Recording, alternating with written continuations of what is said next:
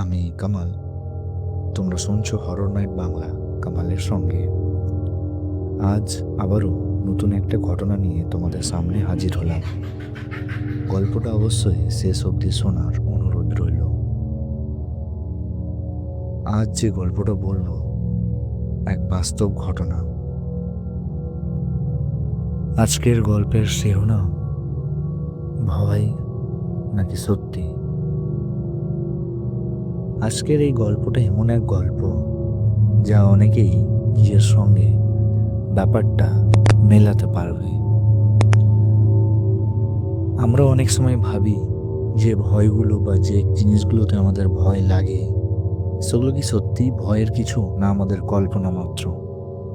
আজ এরকমই একটা চরিত্র আমরা দেখব যে কিনা ভয়কে কখনোই বাস্তবতায় রূপ দেয়নি। সে ভেবেছিল ভয়টা শুধু কল্পনা মাত্র। তো আজকের গল্পটা শুরু করছি। মানুষ ভৌতিক জিনিসকে ভয় পায় কারণ সেগুলো সত্যি, নাকি সত্যিই আমরা ভয় পাই কারণ আমরা সবকিছু বুঝতে পারি না। অজানার সামনে দাঁড়ালে মানুষের যুক্তি দুর্বল হয়ে পড়ে, আর সেই দুর্বল জায়গাটাতেই জন্ম নেয় ভয়। তাহমিদ রহমান একজন পরিচিত সাংবাদিক।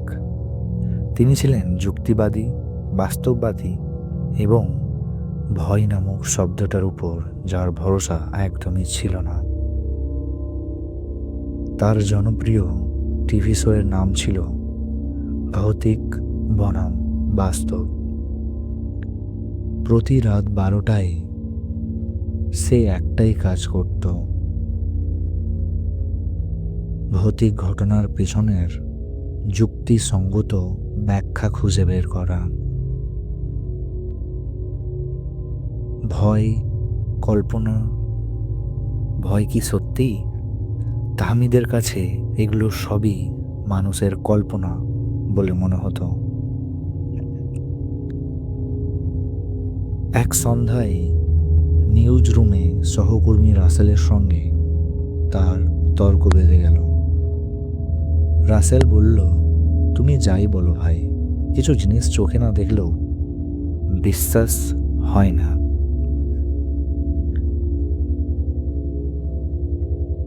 তাহমিদ হেসে বলল,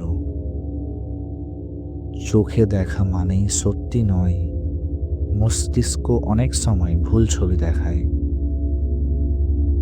আমার বন্ধুকে কিভাবে মরতে হলো সেটাও কি ভুল? রাসেলের গলা কেঁপে উঠল। ও ছাদ থেকে পড়ে মারা গেছে, তাহমিদ শান্তভাবে বলল। ডিপ্রেশনে ছিল সে। রাসেল চিৎকার করে উঠল, ও লাভ দেয়নি, ওকে কেউ ঠেলে দিয়েছে। ভূত? তাহমিদ ব্যঙ্গ করে বলল। নাম যাই বলো, ও মানুষ ছিল না। এই কথাটাই যেন তাহমিদের মাথায় ঢুকে গেল। সেই রাতেই তাহমিদ ঠিক করল, এবার আর কথা নয়, প্রমাণ দরকার। সে জানতে পারল কাছের এক গ্রামে আছে একটা পরিত্যক্ত বাড়ি। লোকজনে বলে রাত 3:35 সেখানে কিছু ঘটে, কেউ রাত কাটিয়ে ফিরে আসেনি। বাড়িটা অভিশপ্ত। তাহমিদের চোখে আগুন জ্বলে উঠল।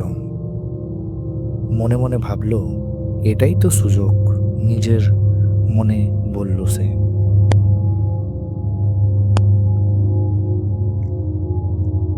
গ্রামে পৌঁছাতে সন্ধ্যা গড়িয়ে রাত হয়ে গেল। লোকজন সবাই তাহমিদকে আটকাতে চেষ্টা করল। গ্রামের লোকজন বলল, বাবা ওখানে যেও না।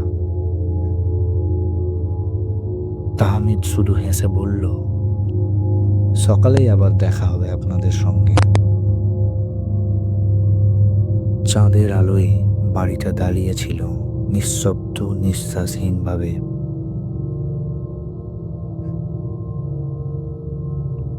ক্যামেরা অন করে সে বলল, রাত 3:35। আজ জানা যাবে ভয় সত্যি নাকি মিথ্যে।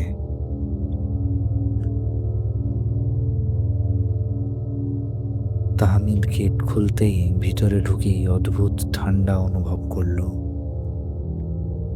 ধুলো জমা আয়নার সামনে দাঁড়িয়ে হঠাৎ সে দেখল নিজের প্রতিছবির পাশে আর এক জোড়া চোখ। ঘুরে তাকাতেই আর শূন্যতা হয়ে গেল, কেউ নেই, স্বাভাবিক সব। সে মনে মনে ভাবল এটা হয়তো ভিজুয়াল হ্যালুসিনেশন হবে, নিজেকে বোঝালো সে। কিন্তু তখনই করিডোরে পায়ের শব্দ, তারপর হঠাৎ এক নারী, সাদা পোশাক, মুখ অদৃশ্য, নড়ছে না। হঠাৎই সে মিলিয়ে গেল। ক্যামেরা প্লেব্যাক করতেই তাহমিদের বুক ধক করে উঠল। ভিডিওতে নারীর চোখ থেকে রক্ত ঝরছে। ঘড়িতে তাকালো সে। ঘড়িতে তখন বাজে রাত ৩:৩৫। চারপাশ অন্ধকার। পেছন থেকে ফিস ফিস কণ্ঠে কেউ বলে উঠল, তুই এখানে কেন?